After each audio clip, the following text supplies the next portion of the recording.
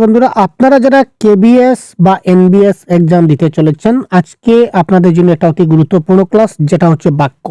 তো আমরা গত যে এক্সাম আমরা দেখেছিলাম, কিংবা ইএমআরএস এর টিজিটি পিজিটি এক্সাম যখন দেখেছিলাম, তখন আমরা দেখেছিলাম যে আমাদের যে এজারশন বা রিজন বলি, অর্থাৎ স্টেটমেন্ট বেসড কোয়েশন। তো স্টেটমেন্ট বেসড কোয়েশন আমাদের আসে এবং বাক্যের প্রকার থেকে প্রশ্ন আসে যে নিচের কোনটা সরল বাক্য, নিচের কোনটা যৌগিক বাক্য, বাক্যের বৈশিষ্ট্য কি, আকাঙ্ক্ষা কি, বা একটা লাইন দেওয়া থাকবে এটা বাক্যের আকাঙ্ক্ষা আছে কিনা না, তো এই বাক্যের আসক্তি আছে কিনা না, তারপর এই বাক্যের যেটা মৌলিকতা এটা আছে কিনা না, তারপর এই নিচের বাক্যটা এটা কি নির্দেশাত্মক বাক্য, বা নিচের কোনটি আমাদের নিচের কোনটা প্রার্থনাসূচক বাক্য বা অনুজ্ঞাসূচক বাক্য, এই ধরনের অনেকগুলা প্রশ্ন থাকতে পারে। তো এই ধরনের বিভিন্ন কনসেপ্ট অর্থাৎ বাক্য থেকে যত ধরনের প্রশ্ন আপনাদের আসবে পরীক্ষায়, প্রত্যেকটাকে মাথায় রেখে আমরা আজকে একটা ক্লাস সাজিয়েছি। তো এই ক্লাসের মধ্য দিয়ে আপনারা এই বাক্য সম্বন্ধে সম্পূর্ণ ক্লিয়ার আপনার হয়ে যেতে পারবেন। এই ক্লাসটা শেষ হওয়ার পর বাক্য থেকে যে কোনো প্রশ্ন আপনার আসুক না কেন, আশা করি আপনি কারেক্ট করে আসবেন। Clear sir? তো কি ধরনের প্রশ্ন আপনার কেবিএস এসে বলা যায় না। তো বেসিক্যালি এই যে এখানে কিছু কিছু পয়েন্ট আমি হাইলাইট করে দিয়েছি, অতি গুরুত্বপূর্ণ কিছু কিছু পয়েন্ট আছে, এই পয়েন্ট থেকে কিন্তু প্রশ্ন, যেমন বাক্যের মধ্যে তিনটা বৈশিষ্ট্য আছে: আসক্তি, যোগ্যতা, আকাঙ্ক্ষা। তো এই কি কি বৈশিষ্ট্য আছে, বৈশিষ্ট্যগুলো থেকে কিন্তু প্রশ্ন এসেছিল গত ইএমআরএস এক্সামে, এই ধরনের আমরা একটা প্রশ্ন দেখতে পেয়েছি। তো এই ধরনের বিভিন্ন প্রশ্ন আপনাদের এখানে সাজানো গুছানো আছে যে কনসেপ্ট আকারে। তো আপনারা সম্পূর্ণ ক্লাসটা দেখতে থাকুন এবং প্রতিনিয়ত এই ধরনের আপনারা ক্লাস পাবেন। চ্যানেলকে সাবস্ক্রাইব অবশ্যই করে রাখবেন। ঠিক আছে ভাই? তবে বাক্যের ডেফিনেশনের সঙ্গে সঙ্গে আমরা উদাহরণ দিয়ে আমরা বোঝাবার চেষ্টা করব, যাতে করে আপনারা খুব তাড়াতাড়ি বুঝতে পারেন এবং পরীক্ষার হলে আনসারটা আপনারা ক্র্যাক করতে পারেন। আচ্ছা, একটা বাক্য দেখুন: ঠিক আসিয়াছি আমি সময়েই। এটা কি বাক্য? ঠিক আসিয়াছি আমি সময়েই, এটা কি? এটা দিয়ে কিছু বুঝলাম? কিছু বুঝলাম না। তার মানে এটা বাক্য নয়। ক্লিয়ার? আমি ঠিক সময় আসিয়াছি মানে আমি বুঝতে পারছি যে এটা দিয়ে একটা মিনিংফুল অর্থ প্রকাশ পাচ্ছে। আমি ঠিক সময় আসিয়াছি, এর দ্বারা আমরা কি কি বুঝতে পারলাম? যে তার দ্বারা একটা মিনিংফুল অর্থ প্রকাশ পাচ্ছে, সুতরাং এটা হচ্ছে একটা বাক্য। তো এইটাই হচ্ছে বাক্যতে এই যে বললাম, এটার ডেফিনেশন যদি দেখি তাহলে দেখুন: যে কয়টি সুসজ্জিত পদের দ্বারা মনের কোনো একটি ভাব সুসম্পন্নরূপে প্রকাশ করা যায়, তাহাদের সমষ্টিকে বাক্য বলে। এখানে ১, ২, ৩, ৪ চারটা পদ আছে। এই পদের দ্বারা মনের একটা ভাব আমরা কি করতে পারলাম? খুব ভালোভাবে প্রকাশ করতে পারলাম। তো এই সবার সমষ্টি, এই সব পদের সমষ্টিকে আমরা একসঙ্গে কি বলতে পারি? একটা বাক্য। ক্লিয়ার? তো বাক্যে ব্যবহৃত পদগুলির মধ্যে ৩টা বৈশিষ্ট্য থাকা চাই। প্রশ্ন আসতে পারে বৈশিষ্ট্যগুলা কি কি? আসক্তি, যোগ্যতা এবং আকাঙ্ক্ষা। ঠিক আছে? এই আসক্তি, যোগ্যতা এবং আকাঙ্ক্ষা, এই ৩টা বৈশিষ্ট্য কিন্তু একটা বাক্যে থাকা দরকার। এবার কথা হচ্ছে, স্যার আসক্তি মানে কি, যোগ্যতা মানে কি, আর আকাঙ্ক্ষা মানে কি? প্রত্যেকটা আমি উদাহরণ দিয়ে আপনাদের বোঝাবো। আসক্তি মানে কি দেখি। প্রথমে আমরা আসক্তিটা দেখি। বাক্যের বিভিন্ন অংশ যথাস্থানে সন্নিবিষ্ট, এটা সন্নিবিষ্ট হবে, যথাস্থানে সন্নিবিষ্ট, সন্নিবিষ্ট এটা হবে। সন্নিবিষ্ট করার নাম হচ্ছে আসক্তি। যেমন এই যে আগে যেটা উদাহরণ দিয়েছিলাম, ঠিক আসিয়াছি আমি সময়, প্রত্যেকটা কিন্তু এক একটা পদ, কিন্তু তারা কি করেছে না, তারা যথাস্থানে কিন্তু সন্নিবিষ্ট হচ্ছে না, অর্থাৎ কার পরে কে বসবে, এই যে বাক্যের যেটা রীতি, অর্থাৎ একটা এই সবগুলা বসে কিন্তু একটা অর্থ বসাচ্ছে না।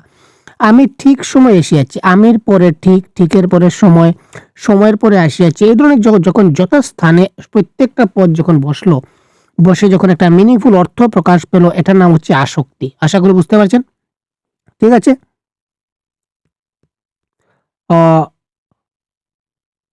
গরু চরে মাঠ, ঠিক আছে? গরু চরে মাঠ, এটা কি হচ্ছে না, গরু মাঠে চড়ে হবে।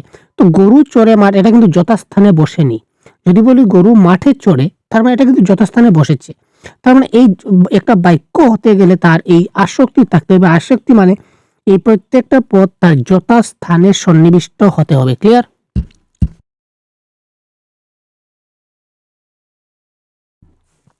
তো যথাস্থানে সন্নিবিষ্ট হতে হবে, এটা হচ্ছে তার বাক্যের কি? আসক্তি। তারপর আমরা ২ নম্বরটা চলে আসি। ২ নম্বর হচ্ছে যোগ্যতা। বাক্যের ২ নম্বর বৈশিষ্ট্য থাকতে হবে। তো এই বৈশিষ্ট্যের নাম হচ্ছে কি? যোগ্যতা। এখানে যোগ্যতাটা দেখি, রিনা ঘাসে সাঁতার দিতেছে। আরে একটা আপনারা বুঝুন, রিনা ঘাসে সাঁতার দিতেছে, সূর্য উত্তর দিকে উদিত হয়। এখানে তো আমরা অর্থ বুঝতে পারছি, আমরা অর্থ তো বুঝতে পারছি, কিন্তু এই বাক্যের কোনো যোগ্যতা আছে? রিনা ঘাসে সাঁতার দিতেছে, আরে ভাই সে কি ঘাসে সাঁতার দেয় না জলে সাঁতার দেয় বলুন তো আপনারা? সে কি করে? জলে সাঁতার দিতে, ঘাসে সাঁতার দেয় না। তার মানে এই বাক্যে এই যে পদ সমষ্টি বসলো, এই এই পদ সমষ্টি বসে তার যোগ্যতা হারিয়ে ফেলেছে। তার বাক্য হওয়ার মতো যে আমরা বলি না কোয়ালিফিকেশন, তার একটা কোয়ালিফিকেশন থাকা চাই। আপনি এক্সাম দিতে চলেছেন, আপনার একটা কোয়ালিফিকেশন থাকা দরকার। তো এই বাক্য হতে গেল তারও একটা কোয়ালিফিকেশন বা যোগ্যতা থাকা দরকার। এখানে তার কোনো মিনিং হচ্ছে না, মানে সেটা বাক্যটা কি হচ্ছে, ভুল বাক্য, এটা একটা বাক্য নয়।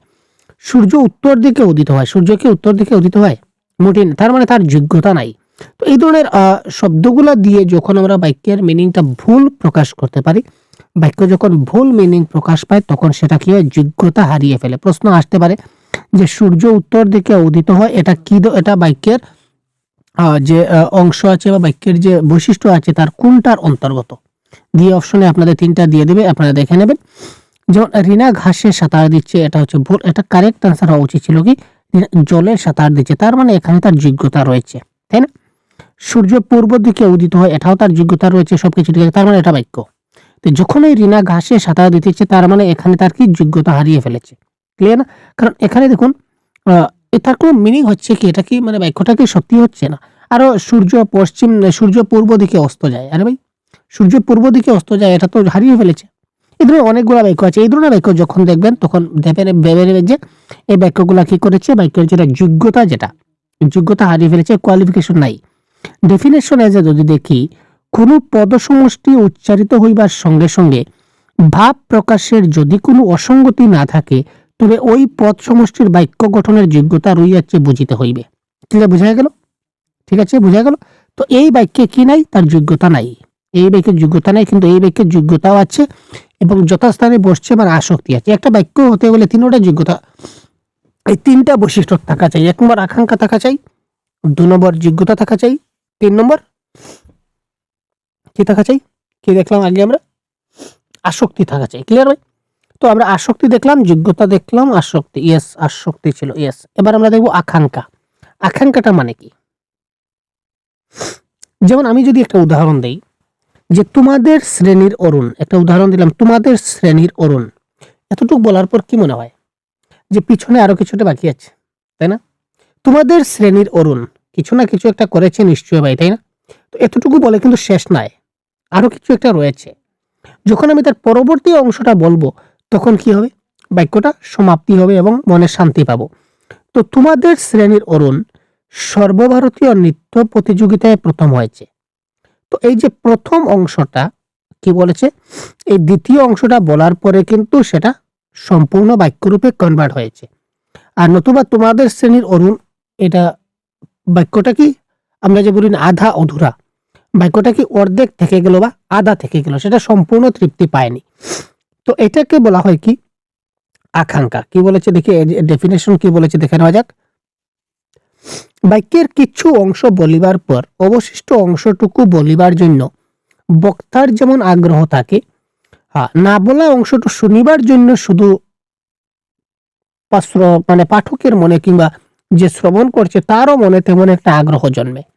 অর্থাৎ আমি যে বলছি তোমাদের শ্রেণীর অরুণ, তারপর আমার মনে হচ্ছে যে পরবর্তী কি হবে আমি পড়ি, এবং যে শুনছে তারও মনে হয় যে এরপরে কি হতে পারে, এই ধরনের একটা আকাঙ্ক্ষা তৈরি হয়। তো এই বাক্যে ব্যবহৃত পদসমষ্টি যদি এই আগ্রহ পরিত্যক্ত করতে পারে, তবে সেই বাক্যটির আকাঙ্ক্ষা আছে বুঝিতে হইবে। তো তোমাদের শ্রেণীর অরুণ, এটা ছিল আধা অধুরা বাক্য, অবশিষ্ট বাক্য। আর এই সর্বভারতীয় নৃত্য প্রতিযোগিতায় প্রথম হয়েছে, এটা বলার পর এই যে তার বাকি অংশটুকু কমপ্লিট হয়েছে বলতে পারে, তার মানে এটা তার আকাঙ্ক্ষা রয়েছে। যদি এই আরো একটু এই লাইনটা বলার পরও যদি মনে হয় না আরো কিছু একটা বাকি আছে, তার মানে এই বাক্যে কি নাই, আকাঙ্ক্ষা নাই। ক্লিয়ার? তো একটা বাক্য সম্পূর্ণ হতে গেলে তার আকাঙ্ক্ষা থাকতে হবে, যোগ্যতা থাকতে হবে এবং আসক্তি থাকতে হবে। ক্লিয়ার ভাই? এবার দেখি, বাক্যের প্রধান 2টা অংশ থাকে। প্রশ্ন যে যে জায়গাতে প্রশ্নতে আপনার ঠিক আছে, প্রশ্ন যে যে জায়গা থেকে আসবে আমরা দেখে দেখে দিচ্ছি। বাক্যের প্রধান 2টা অংশ, একটা হচ্ছে উদ্দেশ্য, একটা হচ্ছে বিধেয়। ক্লিয়ার ভাই? বাক্যের 2টা অংশ থাকে, একটা হচ্ছে উদ্দেশ্য, একটা হচ্ছে বিধেয়। যাকে উদ্দেশ্য করিয়া কিছু বলা হয় তাহাই বাক্যের উদ্দেশ্য। আমরা যাকে উদ্দেশ্য করে কথা বলবো, যেমন দেখুন বাঁশি বাজে মন মাঝে কি বন বাজে, বাঁশি বাজে বন মাঝে কি মন বাজে। এখানে কাকে উদ্দেশ্য করে কথা বলা হয়েছে, এখানে কার কথা বলা হয়েছে, বাঁশির কথা বলা হয়েছে। তার মানে এখানে বাঁশি হচ্ছে উদ্দেশ্য, ঠিক আছে। আর উদ্দেশ্য সম্বন্ধে যা কিছু বলা হয় তা হচ্ছে বিদেহ। তো উদ্দেশ্য সম্বন্ধে অর্থাৎ বাঁশিকে উদ্দেশ্য করে যাহা বলা হয়েছে, বাঁশিকে উদ্দেশ্য করে এখানে বলা হয়েছে, সুতরাং এখানে উদ্দেশ্য হচ্ছে বাঁশি। আর বাঁশি সম্পর্কে বলা হয়েছে, কি বলা হয়েছে, বাজে কালারটা ম্যাচ করি,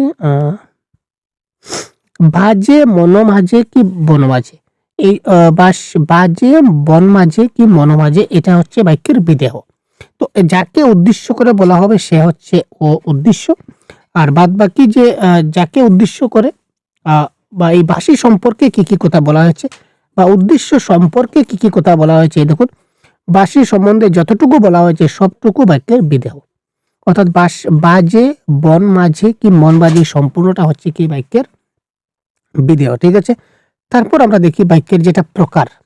এতক্ষণ আমরা বাক্য দেখলাম, বাক্যের বৈশিষ্ট্য দেখলাম, তারপর বাক্যের অংশ দেখলাম। এবার দেখবো বাক্যের প্রকার। বাক্যের প্রকার হচ্ছে দুই প্রকার, দুইটা ভাগে ভাগ করে। একটা হচ্ছে রূপগত দিক আর একটা হচ্ছে অর্থগত দিক।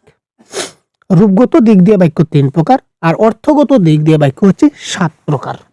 এই সবগুলো আজকে আমরা দেখবো, কারণ আজকের এই ক্লাস করার পর আর মানে যে বাক্য থেকে প্রশ্ন আসবে আর আমরা যে পরীক্ষা ছেড়ে আসবো এই ধরনের কোনো কথা কিন্তু ভাই আসছে না। ক্লিয়ার? তো রূপগত দিক দিয়ে বাক্য হচ্ছে 3 প্রকার। কি কি? সরল, জটিল এবং যৌগিক। ক্লিয়ার? যে বাক্যে একটি মাত্র উদ্দেশ্য এবং একটি মাত্র বিদেহ থাকে তাকে আমরা কি বলতে পারি? সরল বাক্য। একটা বাক্যে একদম সিম্পল বাক্য, একটু জিনিসটা বুঝবেন। সুস্মিতা গান গায়, এটা হচ্ছে সরল বাক্য। সুস্মিতা গান গায়, এটা হচ্ছে সিম্পল, এটা হচ্ছে সরল। কিন্তু যখন আমি জটিল এবং যৌগিক দেখাবো তখন আপনারা সিম্পলটা খুব সহজে বুঝে নিতে পারবে। যখন দেখা যায় যখন এই দেখুন এখানে জটিল বাক্যের যেটা সহজ পদ্ধতি, যেমন যদি কোনো বাক্যে থাকে, আমরা 2-3টা উদাহরণ আপনাদের দেখাই। যখন বৃষ্টি নামলো তখন বাইরে গেলাম, যেহেতু তুমি আসবে না তাই আমি যাব না, যেমন কর্ম তেমন ফল, যে কাজটি করবে সে পুরস্কার পাবে। অর্থাৎ যে ধরনের বাক্যে এই ধরনের দুইটা শব্দ দুইটা কানেক্টিং ওয়ার্ড থাকবে একটার সঙ্গে একটা সম্পর্কিত ভাবে, এই ধরনের বাক্যগুলো আমাদের কি হবে? এই ধরনের বাক্যগুলো আমাদের জটিল বাক্য হবে। যদি কোনো বাক্যে যখন তখন, যেহেতু সেহেতু, যেমন তেমন, যে সে, যদি তবে, এই ধরনের রিলেটিভ, এটাকে বলা হয় সাপেক্ষ সর্বনাম বা সাপেক্ষ যোজক। এই ধরনের শব্দগুলোকে বলা হয় সাপেক্ষ সর্বনাম বা সাপেক্ষ যোজক। যখনই আমরা এই সাপেক্ষ যোজক বা সাপেক্ষ সর্বনাম আমরা পাবো কোনো বাক্যে, তখন ধরে নেবেন এই বাক্যটা হচ্ছে আমাদের কি জটিল বাক্য। যদি কোনো বাক্যে যখন তখন থাকে, যেহেতু সেহেতু থাকে বা যেহেতু তাই থাকে, যেমন তেমন, যে সে, এই ধরনের শব্দ, এই ধরনের কানেক্টিং ওয়ার্ড যখনই আপনারা দেখতে পাবেন একটার সঙ্গে একটা কানেক্ট রয়েছে, তখনই ধরে নেবেন যে এই বাক্যটা কি ধরনের বাক্য হবে? এটা জটিল বাক্য হবে। ডেফিনেশন হিসাবে কি দিয়েছে আমরা দেখি। যে বাক্যে একটি প্রধান খণ্ডবাক্য এবং তাহার অধীনে এক বা একাধিক অপ্রধান খণ্ডবাক্য থাকে তাকে জটিল বাক্য বলে। তো সহজ হিসাবে আপনারা ডেফিনেশনটা দেখলেন, এই যে স্টেটমেন্টের প্রশ্নগুলো যদি আসে তাহলে এখান থেকে করতে পারবেন। আর ধরে যদি বাক্য নির্ণয় যদি বলে এটা কি ধরনের বাক্য, তাহলে আপনারা এইগুলা এই দিক থেকে আপনারা দেখতে পারেন। ঠিক আছে ভাই? আবার যৌগিক বাক্য মানে কি? একটা জিনিস দেখি, যৌগিক বাক্যে কি হয়, দুইটা বাক্য থাকে। যৌগিক বাক্যে দুইটা বাক্য থাকে এবং মধ্যেখানে একটা সংযোজক অব্যয় থাকে। যৌগিক বাক্যে কি থাকে? দুটা বাক্য থাকবে এবং মধ্যেখানে একটা সংযোজক অব্যয় থাকে। অব্যয়গুলো কি কি থাকে? যেমন এবং, ও, কিন্তু, অথবা, অথচ, তাই, এত, এবং, এইগুলা কিন্তু থাকতে পারে। ক্লিয়ার? যেমন দেখুন, ছেলেটি গরিব কিন্তু মেধাবী। এই ছেলেটা গরিব হচ্ছে একটা বাক্য, মেধাবী দিয়ে আর একটা বাক্যকে বোঝানো হয়েছে, কিন্তু মধ্যেখানে কিন্তু দিয়ে কানেক্ট করা হয়েছে, যেহেতু সেই হেতু এটা হচ্ছে কি আমাদের যৌগিক বাক্য। যদি বলি এতক্ষণ অপেক্ষা করলাম, দেখুন এতক্ষণ অপেক্ষা করলাম, এতক্ষণ অপেক্ষা করলাম এটা একটা বাক্য, গাড়ি পেলাম না এটা আর একটা বাক্য, দুইটা সরল বাক্য কিন্তু। এই দেখুন এতক্ষণ অপেক্ষা করলাম এটা একটা সরল বাক্য, গাড়ি পেলাম না এটাও একটা সরল বাক্য। তো দুইটা সরল বাক্য একসঙ্গে কানেক্ট হয়েছে কার দ্বারা? কিন্তুর দ্বারা। কিন্তুটা কি? কিন্তুটা হচ্ছে একটা সংযোজক অব্যয়। এই যে বলেছিলাম যখন কোনো বাক্যটা এবং, ও, কিন্তু, অথবা, অথচ, তাই, এত এবং এই শব্দগুলা দিয়ে যখনই কানেক্ট হবে তখন আমরা বলবো বাক্যটা কি? যৌগিক বাক্য। আশা করি বুঝতে পারছেন। লোকটা ধনী কিন্তু অসুখী। এই লোকটা ধনী হচ্ছে একটা বাক্য, অসুখী আরেকটা বাক্য ইঙ্গিত করছে। এই কিন্তু মধ্যখানে দিয়ে দুটাকে কি করছে? কানেক্ট করছে। সুতরাং এটা হচ্ছে একটা যৌগিক বাক্য। সীমা বই পড়ছে একটা বাক্য, আর সুস্মিত ঘর থেকে বেরোচ্ছে। সীমা বই পড়ছে একটা বাক্য, আর সুস্মিত ঘর থেকে বেরোচ্ছে আরেকটা বাক্য। তা দুইটা সরল বাক্য। এই যে আর যেটা শব্দ, এই আর শব্দটা বা আর বলতে এখানে এবং বোঝাচ্ছে আর কি। সীমা বই পড়ছে আর সুস্মিত ঘর থেকে বেরোচ্ছে, তা আর বলতে এবং বোঝাচ্ছে। তো এবং কিংবা আর বলুন বা সংযুক্ত অ বলুন, যাই বলুন, তো তো এইগুলা কি? তো এই দুটা বাক্য যখন একটা সংযোজক অব্যয় দিয়ে কানেক্ট হবে তখন সেটা কি হবে আমাদের? তখন সেটা হয়ে যাবে আমাদের যৌগিক বাক্য। ক্লিয়ার? এবার দেখুন বাক্যের যে রূপগত দিক দিয়ে বাক্য হচ্ছে তিন প্রকার। আমরা যে দেখলাম রূপগত দিক দিয়ে বাক্য তিন প্রকার, আমরা দেখলাম কি কি? সরল, জটিল এবং যৌগিক। এই তিনটা কিন্তু আমরা বুঝলাম যে কি ধরনের বাক্য হলে সেটা সরল হবে, কি ধরনের বাক্য হলে জটিল হবে, কি ধরনের হলে যৌগিক হবে, আমরা বুঝতে পারলাম। ক্লিয়ার? এবার আমরা দেখব বাক্যের আরো কিছু ভাগ আছে, যেমন অর্থ অনুসারে বাক্যকে 7টা ভাগে ভাগ করা যায়। ঠিক আছে, মাথায় রাখুন। অর্থ অনুসারে বাক্যকে 7টি ভাগে ভাগ করা যায়। এক নম্বর হচ্ছে নির্দেশাত্মক, তারপর হচ্ছে প্রশ্নসূচক, অনুজ্ঞাসূচক, প্রার্থনাসূচক, বিস্ময় আদিবোধক, কার্যকারণাত্মক, আর একটা হচ্ছে সন্দেহবোধক। এই 7 ধরনের আমরা 7টা ভাগে বাক্যকে ভাগ করতে পারি। ক্লিয়ার ভাই? তো অর্থ অনুসারে বাক্যকে আমরা 7টি ভাগে ভাগ করতে পারি। আবার দেখে নিই কি কি? নির্দেশাত্মক, প্রশ্নসূচক, অনুজ্ঞাসূচক, প্রার্থনাসূচক, বিস্ময় আদিবোধক, কার্যকারণাত্মক এবং সন্দেহবোধক। তো এই বাক্যগুলিতে যতিচিহ্ন বা ছেদ চিহ্ন হচ্ছে ম্যান্ডেটরি, বাধ্যতামূলক। এই বাক্যগুলোতে যতিচিহ্ন বা ছেদ চিহ্ন ব্যবহার হবে। তো কি ধরনের যতি ব্যবহার হবে আমরা দেখাবো। প্রথমে আমরা এক এক করে দেখে নেওয়ার চেষ্টা করি। এক নম্বর হচ্ছে নির্দেশাত্মক বাক্য মানে কি? এই প্রত্যেকটা এক্সপ্লেনেশন আমরা দেখবো। খালি এই 7টা আমরা জানলাম তাহলে তো হলো না। একটা বাক্য দেখার পর আমাদের বলতে হবে যে স্যার এটা কি ধরনের বাক্য। একটা বাক্য দেখলেই আমাদের প্রশ্নে যদি এখান থেকে 4টা অপশন থাকে তো এই কোনটা অপশন আমরা সিলেক্ট করব এটা তো আমাদের বুঝতে হবে, তাই না? তো এই টিকটা আজকে দেখে যান। যে বাক্যে কোনো কিছু নির্দেশ করা বা অস্বীকার করা বোঝায়। একদম নির্দেশ মানে নির্দেশাত্মক মানে নির্দেশ করা। তো এই নির্দেশাত্মক বাক্যগুলি আবার ইতিবাচক হতে পারে, আবার নেতিবাচক হতে পারে। ইতিবাচকের আরেকটা নাম হচ্ছে অস্তর্থক, আর নেতিবাচকের মানে হচ্ছে ন্যস্তর্থক। ঠিক আছে? নেতিবাচকের আরেকটা নাম হচ্ছে যেমন নয়ার্থক, অনেক সময় বলা থাকে নয়ার্থক, এই ধরনের দেখবেন। এটাও কিন্তু আমাদের নির্দেশাত্মকের মধ্যে পড়ছে। Clear sir? তো ইতিবাচক শব্দগুলা কি কি আমরা দেখি।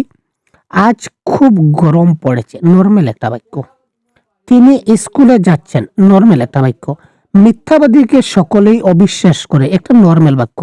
অর্থাৎ যত নরমাল বাক্য আছে সবগুলা মনে করুন নির্দেশাত্মক বাক্য। ক্লিয়ার? তারপর আরো কিছু বেশ এক্সাম্পল আছে, এক্সাম্পলগুলো দেখি। নির্দেশাত্মকমূলক বাক্যের আরো কিছু উদাহরণ। মিটিল সব ক্ষুধা, সঞ্জীবনী সুধা এনেছে অসরণ লাগিয়ে। এখানে দাঁড়িয়ে থাকবে। নিজ হাতে গড়া বিপদের মাঝে বুকে করে নিয়ে রয়েছে। ঠিক আছে ভাই, এটা হচ্ছে একটা নির্দেশাত্মকমূলক বাক্য। আপনারা বলবেন স্যার এত হার্ড উদাহরণ দিচ্ছেন, তো ডাইরেক্ট প্রশ্ন তুলে দেবে উদাহরণ থেকে যে মিটিল সব ক্ষুধা, সঞ্জীবনী সুধা এনেছে অসরণ লাগিয়ে। এটা কি ধরনের বাক্য? এই ধরনের ডাইরেক্ট আপনারা পেয়ে যাবেন। তারপর লহু লহু আসে বহু পীড়িতের সার, এটাও কি নির্দেশাত্মক বাক্য। এগুলো হচ্ছে নির্দেশাত্মক বাক্যের মধ্যে এই যে হাবোধক বা ইতিবাচক শব্দের উদাহরণ। ইতিবাচক বাক্য, ইতিবাচক। এবার স্যার নেতিবাচক বা নাবোধক বাক্যটা কি ধরনের হয়? এবার আমরা দেখি নাবোধক মানে বাক্যটি নেগেটিভ বুঝাবে। যেমন দেখুন দুবেলা মরার আগে মরব না বা মরব না, এটা নাবোধক বাক্য। এটাও কিন্তু নাবোধকের মধ্যে সেটা কি? সেটা হচ্ছে আমাদের এই যে নির্দেশাত্মক বাক্য। ক্লিয়ার?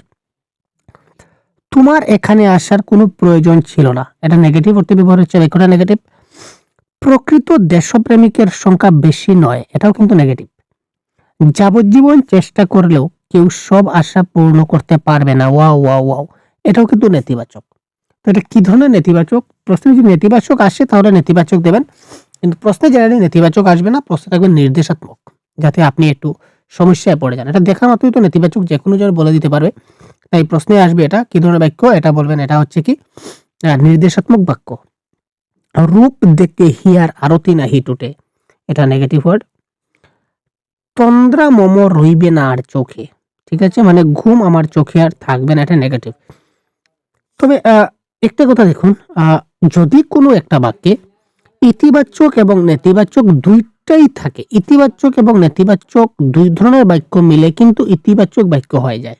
একটা উদাহরণ আমি দেখাই, যেমন একটা বাক্যের মধ্যে ইতিবাচকও রয়েছে আবার নেতিবাচকও রয়েছে। তো ইতিবাচক এবং নেতিবাচক দুইটা শব্দ মিলেই কিন্তু কি হবে, একটা ইতিবাচক বাক্য হয়। একটা ইতিবাচক বাক্য এবং একটা নেতিবাচক বাক্য, এই দুটা যদি কানেক্ট হয় তখন সেটা একটা ইতিবাচক বাক্য হয়ে যায়। যেমন কিভাবে দেখি, এখানে এমন কেউ নেই যিনি ঠাকুরের প্রসাদ পাননি। তো এমন কেউ নেই, এই দেখুন এমন কেউ নেই, এটা হচ্ছে কি একটা যিনি ঠাকুরের প্রসাদ পাননি। এমন কেউ নেই, এটা হচ্ছে কি নেগেটিভ, ঠিক আছে। যিনি এমন কেউ নেই, এটা হচ্ছে negative plus negative, yes, negative plus negative ভাই, এটা নেগেটিভ হবে, নেগেটিভ।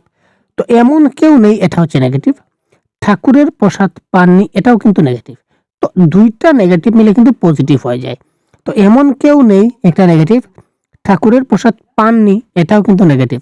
তো এই দুইটা মিলে কিন্তু একটা পজিটিভ সেন্টেন্স হয়ে গেছে, যে এমন কেউ নেই যিনি ঠাকুরের প্রসাদ পাননি, অর্থাৎ এখানে এটা অর্থ বোঝাচ্ছে যেখানে উপস্থিত সকলে কিন্তু ঠাকুরের প্রসাদ পেয়েছেন। আশা করি বোঝা গেল। এবার আমরা চলে আসি প্রশ্নসূচক বাক্যে। প্রশ্নসূচক বাক্যে একদম সাধারণ জিনিস, যে বাক্যে কোনো কিছু প্রশ্ন করা বোঝাবে, যে বাক্যে প্রশ্ন জিজ্ঞাসা করা বোঝায় তাহাই প্রশ্নসূচক। আর এই ধরনের বাক্যের শেষে এই প্রশ্নসূচক চিহ্নটা ব্যবহার করা হয়, মাথায় রাখবো, এই চিহ্নটা ব্যবহার করা থাকবে। প্রশ্নসূচক বাক্যের শেষে এই চিহ্নটা ব্যবহার থাকবে। Question mark is mandatory for question সূচক বাক্য, রাইট ভাই। সুখ কি বাইরে খুঁজবার জিনিস, এই দেখুন প্রশ্নবোধক চিহ্ন। কেন দিলে নির্বাসন ভাতৃকুল হতে, এই প্রশ্নবোধক চিহ্ন। তো প্রশ্নবোধক বাক্য বা প্রশ্নসূচক বাক্যের শেষে এই চিহ্নটা আমাদের থাকবে। এই চিহ্নটা দেখা মাত্র আপনি বলে দিতে পারবেন যেটা হচ্ছে প্রশ্নসূচক বাক্য, ক্লিয়ার। তারপর আমরা চলে আসি 3 নম্বরে, যেটা হচ্ছে অনুজ্ঞাসূচক। এবার অনুজ্ঞাসূচক বাক্যটা আসলে কি স্যার, যে বাক্যে আদেশ উপদেশ অনুরোধ বোঝায়, যে বাক্যে কোনো একটা বাক্যে যখন আমরা আদেশ বুঝবো, বাক্য দ্বারা আদেশ বুঝাবে, উপদেশ বুঝাবে বা অনুরোধ বুঝাবে, এই ধরনের বাক্যটা হয়ে যাবে কি অনুজ্ঞাসূচক বাক্য, ঠিক আছে। নির্দেশমূলক হচ্ছে সাধারণ, নির্দেশমূলক হচ্ছে, নির্দেশাত্মক আপনাদের সমস্যা থাকতে পারে। তো নির্দেশমূলক হচ্ছে একদম সিম্পল সেন্টেন্স, যেখানে কোনো সমস্যা নাই, একটা পজিটিভ ওয়ার্ড, রাম গান গায়, রহিম খেলা করে, একদম ভেরি সিম্পল যেগুলা সেন্টেন্স আছে নর্মালি, এগুলা হচ্ছে কি আমাদের নির্দেশাত্মক। আর অনুজ্ঞাসূচকে কি বলে, বাক্যের মধ্যে একটা আদেশ উপদেশ বা অনুরোধ বোঝায়।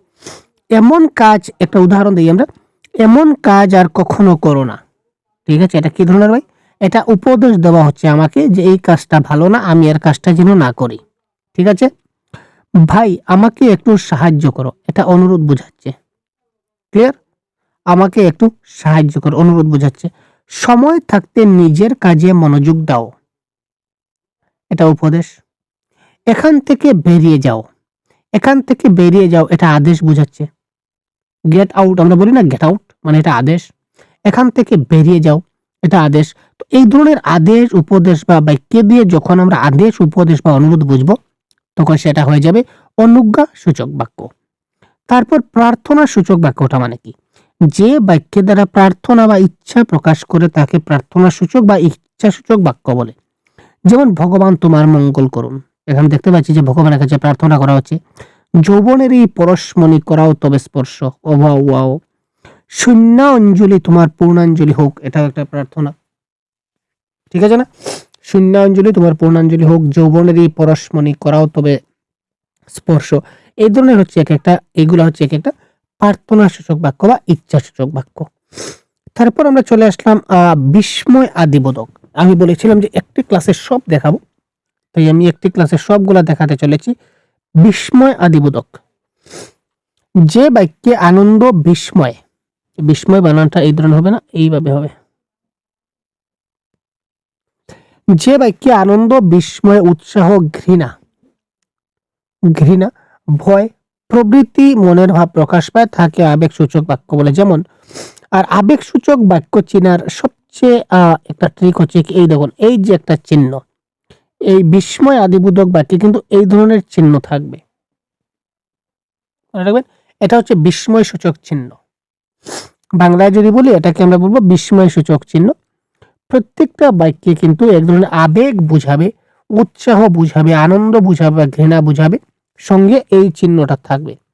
আহা কি সুন্দর নিশি চন্দ্রমা উদয়, আহা কি আনন্দ বুঝাচ্ছে, তাই না? মরি মরি কি মনোরম দৃশ্য, এখানে বিরাট আনন্দ। ইস সাত করে আবার নাম রাখা হচ্ছে অরুণ, এখানে দেখুন এই যে ইস এই শব্দটা কিন্তু বিস্ময় সূচক শব্দ। প্রত্যেকটা বাক্যে একটা বিস্ময় সূচক শব্দ থাকবে। মরি মরি এটা বিস্ময় সূচক, আহা এটা হচ্ছে বিস্ময় সূচক শব্দ। এই বিস্ময় সূচক এক একটা শব্দ থাকবে এবং সঙ্গে এই চিহ্নটা থাকবে, ঠিক আছে? এটা হচ্ছে বিস্ময় আদিবোধক। কার্য কারণাত্মক,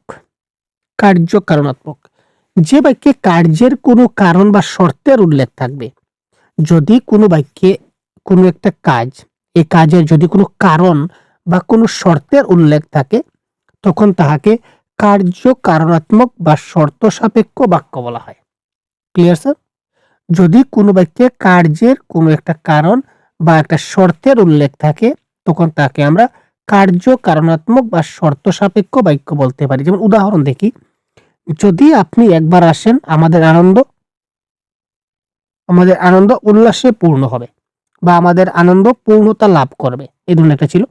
যদি আপনি একবার আসেন তাহলে আমাদের আনন্দ পূর্ণতা প্রাপ্তি পাবে। তো তার মানে এখানে কোনো কন্ডিশন রয়েছে, যদি আপনি আসেন তাহলে আনন্দ হবে, আর আপনি যদি না আসেন তাহলে আনন্দ হবে না। এখানে একটা শর্ত আছে, কন্ডিশন আছে। তো যে সকল বাক্যে এই ধরনের কন্ডিশন থাকবে এটা হচ্ছে কার্য কারণাত্মক।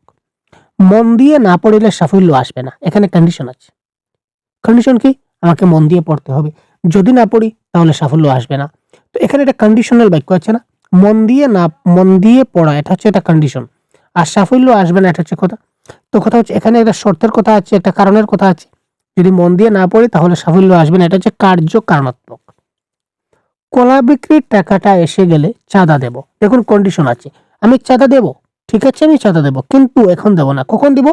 কলা বিক্রির টাকাটা এসে গেলে চাঁদা দেব, মানে একটা কন্ডিশন আছে যে কলা বিক্রির টাকাটা আসুক তারপর আমি চাঁদা দেব। তো এই ধরনের শর্ত বা কোনো কারণ যদি আমরা কোনো বাক্যের মধ্যে দেখতে পাই তখন সেটা কার্য কারণাত্মক বাক্য হয়ে যাবে, ঠিক আছে? আজকে শেষ বাক্য হচ্ছে সন্দেহবোধক বাক্য। যদি কোনো বাক্যে সন্দেহ প্রকাশ পায় তবে তাহা সন্দেহবোধক বাক্য হয়।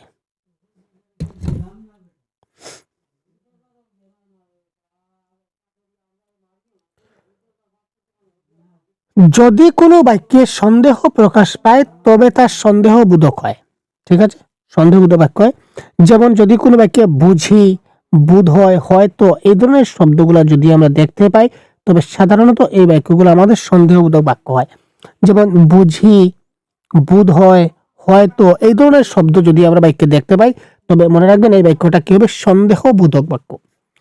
তোরা বুঝি আমাকে ছেড়ে দিচ্ছিস, এই দেখুন এখানে বুঝি রয়েছে। বুধহয় সভায় তিনি আসছেন না, তো এখানে বুধহয় এটা হচ্ছে সন্দেহবোধক।